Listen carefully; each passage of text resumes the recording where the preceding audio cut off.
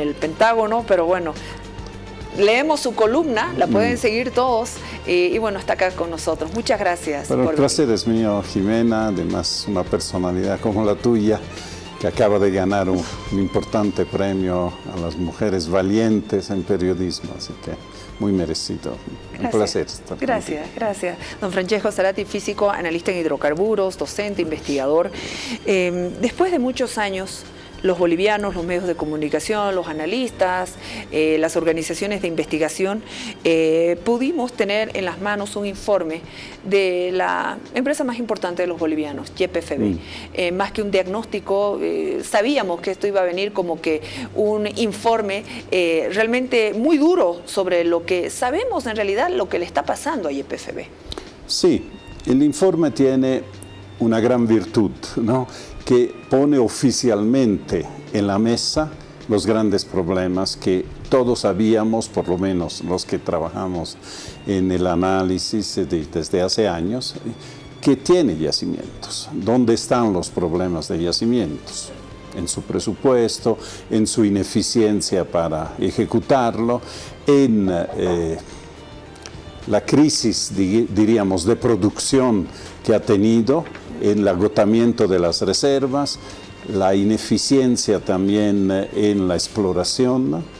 Es decir, una serie de problemas que el informe revela a través de unos cuantos cuadros que yo considero un poco preliminar porque hay muchas cosas más que pueden salir a la luz a medida que se discute la situación de yacimientos. Por ejemplo, ha salido temas importantes como el de la planta de urea. Sí, claro. A este punto nadie defiende ese proyecto, pero nadie sabe a ciencia cierta qué hay que hacer. El tema de la importación de líquidos que realmente ha llegado a cifras astronómicas a tal punto que condiciona el 50% de lo que recibimos por el gas para poder importar diésel y gasolina, el tema del etanol, el tema de las reservas, el tema de los contratos, el tema de los precios internacionales, el tema del coronavirus, que tiene también que ver algo con la situación de yacimiento. Es decir, hay un conjunto de temas que parecen dispersos, pero que todo tiene que ver con una crisis profunda de yacimientos. Don Francesco Zarate, estamos en un proceso de transición, como lo ha dicho el presidente YPFB, sin embargo tienen que hacer gestión, y más aún cuando tenemos la negociación con el Brasil, que es un tema importante, sin embargo no tenemos las reservas suficientes para cumplir contratos y obligaciones asumidas. Ya lo hemos visto con las multas de parte de la Argentina, también nuestras reservas, seguimos esperando una certificación transparente de reservas. En efecto, una de las cosas positivas que ha hecho el nuevo presidente de Yacimientos es crear un chat, un grupo de WhatsApp, donde están periodistas y algunos analistas, y allá se debaten libremente esa idea, se hacen preguntas. Hoy, por ejemplo, hubo una pregunta, dice, ¿por qué no se repone la venta del GLP a través de las tiendas? Que fue una medida de la ANH anterior, muy demagógica, pensando que se las iban a llevar al Perú o algo así. Pero peor es que la gente esté cargando en las laderas sus garrafas. Esto para mostrar un tema pequeño. Es algo sencillo, dejar al mercado que haga las cosas. Me parece muy bien, una sugerencia de mi amigo La Serna, que la puso en Twitter y se la transmití e inmediatamente la están procesando, por lo menos van a ver pros y contras, ¿no?, para hacer eso. Pero digamos que en ese chat se pueden ver, ¿no?, hasta problemas de presunta corrupción, o cosas que uno puede denunciar ahí internamente y que las autoridades procesan. O si uno necesita un dato, una cosa, la dan bastante rápidamente. Tú estás en el chat, creo, así que sabes de qué te hablo. Pero hay temas de fondos que no es solo un intercambio de chats. Un intercambio de chat, no es solo un gráfico, no es solo una idea, que necesita mayor debate. Como decías bien, tenemos un gobierno de transición, pero un gobierno de transición no puede dejar de suministrar gas, gasolina, diésel, ¿no? Tiene que hacer cosas para que funcione. O tiene que hacer algo más a mi criterio y tiene 4 o 5 meses para hacerlo. Dejar la casa, las cosas en claro, la casa limpia. Por lo menos dejar lo que yo llamo unas rutas críticas en cada uno de los problemas que tenemos. No va a poder resolver el problema de la planta de urea, sobre todo no la va a poder resolver con esas declaraciones, me disculpará el ministro, que es un poco apresurada, de decir, estamos considerando trasladarla. No le corresponde a este gobierno trasladarla, pero podría estudiar pros y contras de un traslado, el costo o algo así. Y después se verá si conviene hacerlo, porque hay tantas variables que intervienen en ese caso. Lo propio sucede con la importación, ¿no? De crudo en lugar que importar diésel y gasolina. La idea es buena, pero una buena idea no es necesariamente factible. Claro. Depende, hay que considerar un conjunto de factores, por ejemplo el transporte, porque si uno transporta el crudo por camión, la única diferencia que tiene respecto a la gasolina y al diésel importado es lo que cobra nuestra refinería respecto a lo que cobran las otras. O puede tener algunos productos extra, ¿no?, que puede extraer de un crudo. Pero es un tema que se necesita estudiar. Si este gobierno presentara un estudio de cada uno de estos temas, ¿no?, que el próximo gobierno deberá resolver, un gobierno que tiene una autoridad, que tiene un plan, etcétera. Bueno, haríamos bien en aplaudirlo, pero si se pone a hacer declaraciones de cosas que después no puede cumplir, o si la cumple no tiene, yo diría, la facultad, la autoridad para hacerlo, andamos mal. Hemos visto que la producción de las mega obras que se dieron en el campo energético desde YPFB ha dejado mucho que desear, a excepción de Gran Chaco, pero en el tema de la planta de urea, ¿cómo ve usted? ¿Ve posible el traslado de la planta de urea? Además, Francesco, permítame, voy a ir soltando algunas preguntas que los televidentes nos han hecho a través de las redes sociales. ¿Usted nos permite hacer eso, por favor? Claro que sí. Así que si en algún momento me salto de un tema al otro, es porque estoy en este momento dando lectura a los twitters y algunas preguntas que la gente nos ha hecho a través de las redes sociales. Piden su punto de vista sobre la planta de urea. Acá el presidente de Yacimientos dijo, al final estamos pagando más porque el hecho de trasladarla hasta el Brasil, que es nuestro mercado fuerte, ya significa otro costo. Pero bueno, acá hay diferentes componentes. Hay componente económico, lo cual es el más fuerte, pero hay también otros componentes políticos. Sí, yo creo antes de dar soluciones hay que estudiar un poco más el problema. ¿Cree que ha sido una decisión muy apresurada? Todos estamos de acuerdo que el proyecto de la urea es un fiasco. ¿Y por qué es un fiasco? Uno dice, porque está mal ubicada, ¿no? La han ubicado. Es cierto, eso se ha dicho desde el primer día. ¿Por qué ponen eso allá donde no están dadas las condiciones de cercanía a los mercados? Se pensaba siempre que el mercado principal era Brasil, tal vez algo de Argentina, Paraguay, pero básicamente ponerla en el centro del país significa encarecer el costo con un costo del transporte que es exagerado. Si uno ponía la planta en Puerto Suárez, pero desde un comienzo, no claro, estoy diciendo que hay que ponerla allá, tenía el gas allá al paso, el gasoducto de Brasil, entonces no tenía prácticamente nada de gasto de traslado, tomaba el gas seguro, porque es el gas que va a Brasil, y el producto se trasladaba en frontera. Pero no, fue un capricho político, dentro de un plan que yo siempre he interpretado como favorecer al Chapare, tal vez con buenas intenciones, no quiero juzgar, decir, de diversificar la economía de la coca, pero otros dicen con malas intenciones porque la urea también es un producto que...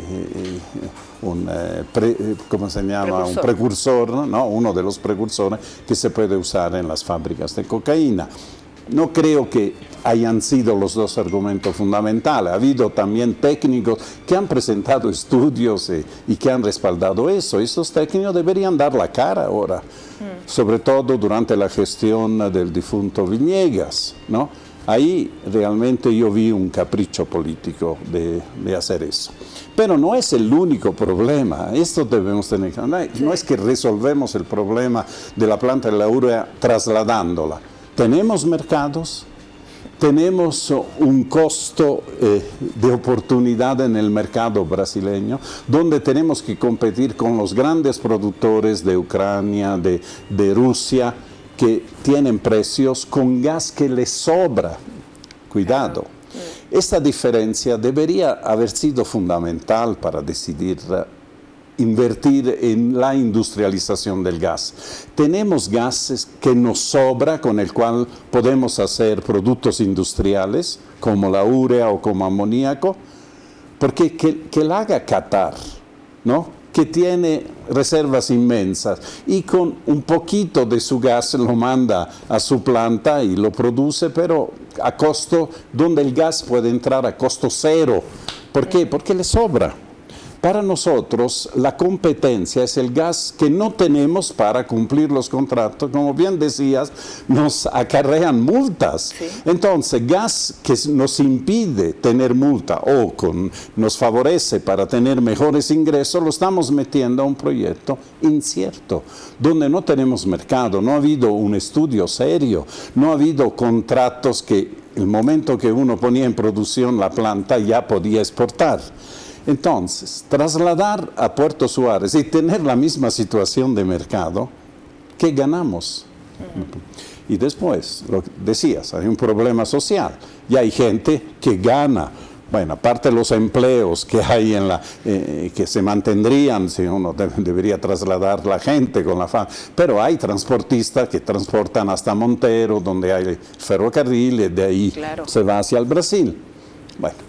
El problema es todavía teórico porque la planta está parada desde noviembre. Así que yo diría que si este gobierno estudiara el problema en todas sus dimensiones, he dicho algunas, ¿no?, de ellas, y yo creo que el próximo podría tomar decisiones no de manera autoritaria, de manera de arriba, sino dialogando con todos los actores, mostrando cuál es el máximo beneficio, no solo para el pueblo de Bulo Bulo, para la región del Chapare o para el departamento de Cochabamba, sino para el país en su conjunto. Porque los 1.000 millones lo hemos puesto todos, Jimena. Sí, sí. No lo han puesto los cocaleros, más bien. Ellos son los últimos que ponen dinero para el país, no solo sacan.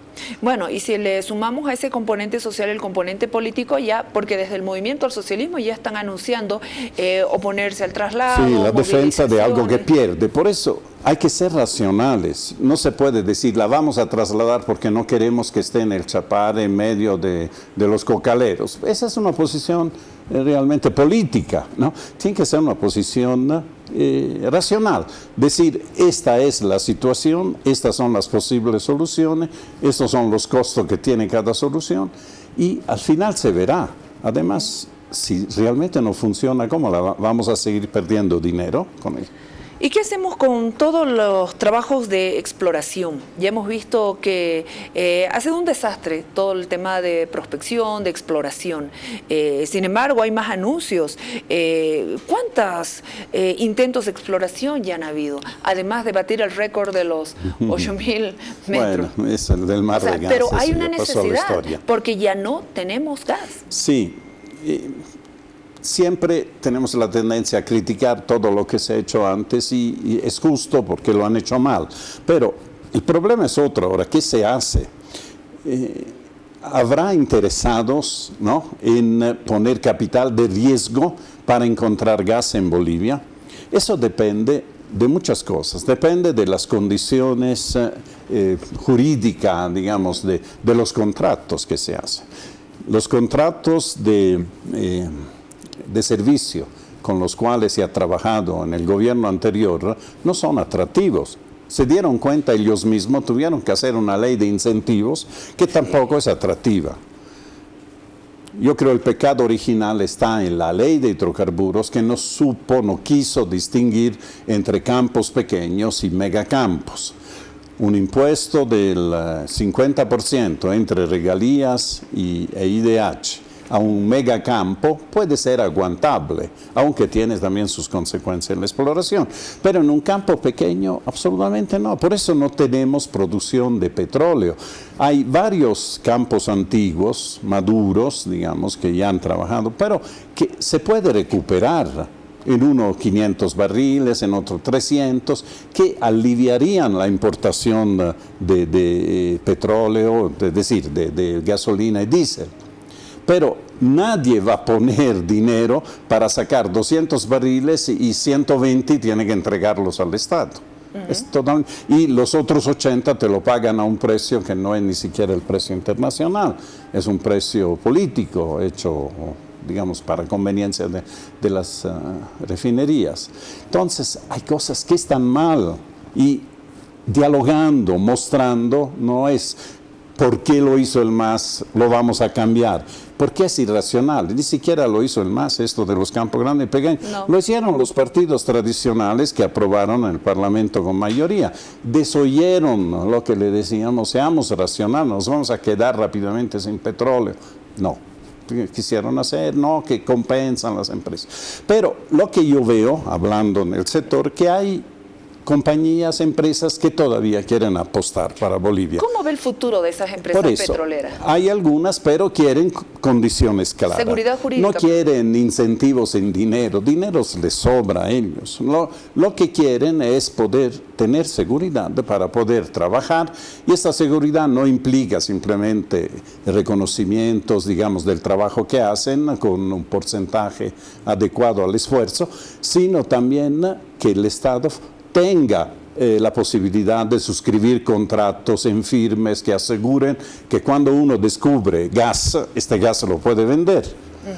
Tal vez muchos se han olvidado que todo el problema, la guerra del gas, empezó porque se descubrieron demasiadas reservas en el 2000.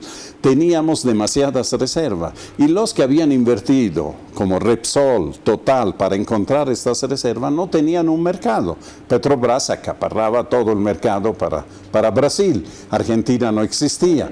Entonces buscaron el mercado de California y de ahí empezaron todos los problemas. Entonces no basta, quien sabe, invertir y tener reserva, hay que tener al mismo tiempo mercado.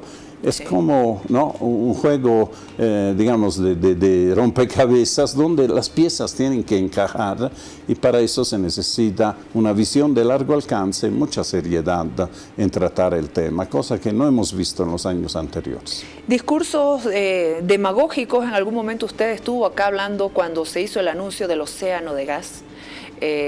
Sin embargo, para poder ir a negociar con alguien, nosotros necesitamos llevar certificadas nuestras reservas, porque ya estaríamos yendo en desventaja. Sí, sí. Hay una licitación en curso, tengo entendido, para poder tener una certificación al 31 de diciembre de 2019.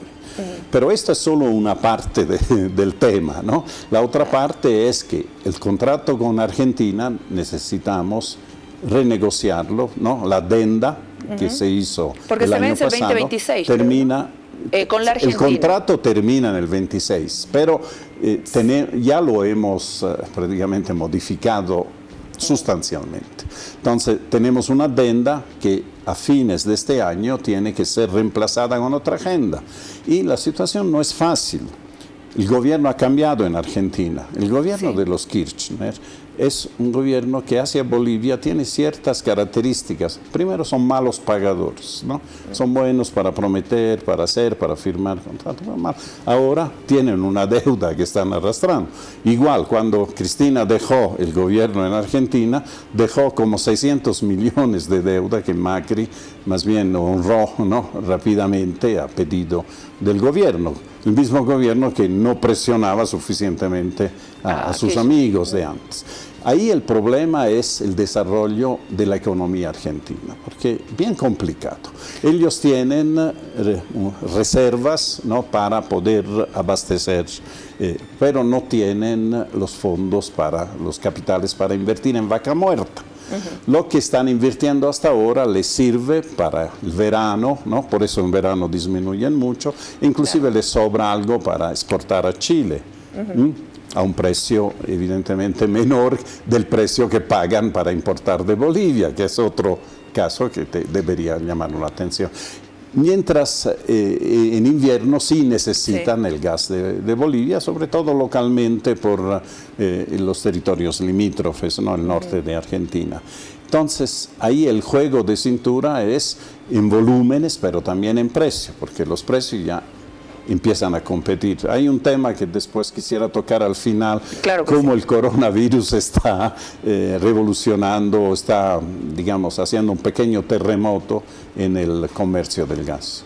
¿Cómo está afectando el coronavirus lo en el podemos negocio decir de gas? rápidamente. Sí. En pocas palabras lo voy a explicar. El precio del petróleo, hemos visto, en los días anteriores ha tenido una caída de 70-50, más o menos. Y el gas LNG, que es una especie de commodity, que es un precio universal, llamámoslo así, no depende mucho de la región, ha bajado a 3. El Henry Hub menos de 2. Bueno, estos son precios coyunturales, no es que son estructurales. ¿De qué depende? Depende del hecho que China ha bloqueado un poco una especie de cordón sanitario frente a las importaciones, ha rebajado su maquinaria industrial, entonces requiere menos gas. Hay sobra gas en el mundo y este gas que sobra, que está allá en los metaneros, no se lo puede uno guardar, tiene que colocarlo en algún lado. Y como hay un exceso de oferta en los mercados europeos, en el mercado de otros lugares del mundo, entonces el precio se ha venido abajo. Ese precio ya es un referente para poder negociar. Fíjate que en este momento estamos cobrando como alrededor de $6 a la Argentina y $5 al Brasil. Son los precios de los contratos en firme. Esos precios tenemos que olvidarlos, lamentablemente. Es muy difícil que ¿Por qué? logremos esos Porque los precios. precios de competencia son de otras fuentes de gas, son el LNG, que si se mantiene, o por lo menos no va a volver a los valores elevados de 14, 15 como en el tiempo, van a condicionar. Brasil tiene su presal, Argentina tiene vaca muerta y su gas nacional también es un gas que compite con el nuestro. En otras palabras, el futuro no es tan negro, tenemos todavía mercados en Argentina, tenemos mercados en Brasil, depende mucho de las buenas relaciones, la capacidad de negociación, pero van a ser menores volúmenes, menores precios. Yo recuerdo en tiempos de campaña, en estos procesos electorales, discursos como el Centro Energético de Sudamérica. El corazón energético. El corazón energético de Sudamérica. Sí. Sin embargo, he estado revisando algunos programas de gobierno. He visto que están apostando mucho los candidatos, por ejemplo, a energías renovables. Están apostando mucho a este tema. Sí. ¿Qué opinan ustedes? Bueno, las energías renovables son el futuro. Son un futuro, pero que empieza empezar a mirar más ahí. Así es, solo que es un proceso. Muchos creen, vamos al gobierno, entonces eliminamos las termoeléctricas y empezamos a poner paneles. Traer paneles de China ahora es más complicado y ha empezado a subir el precio porque no pueden entregar. Bueno, esto es coyuntural. Pero el tema es que el gas va a seguir siendo importante. ¿Durante cuánto? 10, 20, 30 años. Y si lo tenemos, si lo podemos descubrir, mejor todavía. Lo que sí tenemos que hacer, tener claro un plan nacional de transición energética. Yo ya he escrito, he reclamado varias veces que una de las prioridades debería tener un gobierno de transición como es el actual, tener una hoja de ruta, una hoja crítica de lo que hay que hacer para tener un plan. No va a poder hacer un plan de transición energética, se necesita tiempo, sobre todo se necesitan consensos, se necesita involucrar a la gente. Hay costos que van a aumentar, porque evidentemente la energía solar o eólica tiene un costo mayor y tiene ciertos defectos de discontinuidad. De noche uno no puede producir electricidad solar, por ejemplo, para hacer una... Entonces tienes que combinarlos con hidroeléctricas, no las hidroeléctricas que soñaba el anterior gobierno, las mega represas, pero sí represas medianas que tienen que complementarse con eso y al mismo tiempo disminuir el consumo interno de gas para generar energía eléctrica y este gas poderlo exportar. nos rinde mucho más. Precisamente en esto del paso, voy a dar respuesta a don Francesco Zarate a 2 tweets, por ejemplo, con el tema del litio y el paso de la industria automotriz de la combustión fósil a la eléctrica, por ejemplo, preguntaba alguien. Bueno, una cosa es el litio boliviano, otra cosa es los autos eléctricos, yo creo.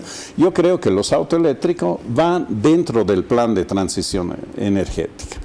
Es decir, yo estoy convencido que a la larga el transporte urbano, sobre todo, va a ser eléctrico. Pero acá en La Paz no. Acá en La Paz, ¿por qué no? Sí. No es un problema de potencia, más bien, como no quema oxígeno, el oxígeno no le hace ninguna mella, no, digamos que haya poco o haya mucho, porque se generan simplemente por electricidad. Son motores eléctricos funcionan lo mismo a nivel del mar o en el Himalaya. Entonces, hay que empezar un plan. Por ejemplo, hasta el 2030 debemos tener, qué sé yo, el 100% del parque automotor del Estado eléctrico. Claro. Pero para eso se necesita infraestructura, se necesita tener puntos de recarga, se necesita inclusive cambiar algo del sistema de distribución, tener corriente trifásica que es mucho más eficiente, o otros sistemas que se están dando. Está evolucionando muy rápidamente la industria. Los Puma Qatari, la próxima generación de Chiquitiqui o de Puma Qatari ya debería ser eléctrico. Sí, y eso se puede hacer. Claro, es más caro al comienzo, pero no se considera a veces los costos colaterales que tiene utilizar gasolina o diésel contaminado. Acabamos de enterarnos que el diésel que importábamos excedía, ¿no?, las normas de azufre, del contenido de azufre que tenía. Entonces van a importar diésel menos contaminantes, sin azufre, pero cuesta más. Pero a costo más elevado. A costo más elevado. Pero eso va siempre así. Pero ¿qué costo oculto tiene un diésel contaminante que la gente en la calle respira y después de un tiempo le sale una afección pulmonar, un cáncer o cualquier enfermedad que venga de esas cosas? Esos costos no los internalizamos, no lo consideramos a veces. Si consideráramos todo, veríamos que es una buena inversión. Don Francesco Zarate, muchísimas gracias por venir. Siempre es muy agradable escucharlo, conversar con usted. Y bueno, el ciudadano ha pedido que venga usted también, nos ha escrito y apreciamos mucho que usted siempre tenga ese compromiso con Televisión Universitaria de venir a nuestras invitaciones. Le agradezco muchísimo. Gracias por invitarme. Un saludo. Don Francesco Zarate, lo voy a invitar públicamente a analizar las propuestas que tienen que ver en temas energéticos de los candidatos. La idea es abrir debates, mostrar los que en el futuro, uno de ellos será nuestro presidente o presidenta o vicepresidente y vicepresidenta. Y hasta Francesco Zarate nos va a acompañar también en todo este proceso electoral para conocer las propuestas y los programas. Vámonos en este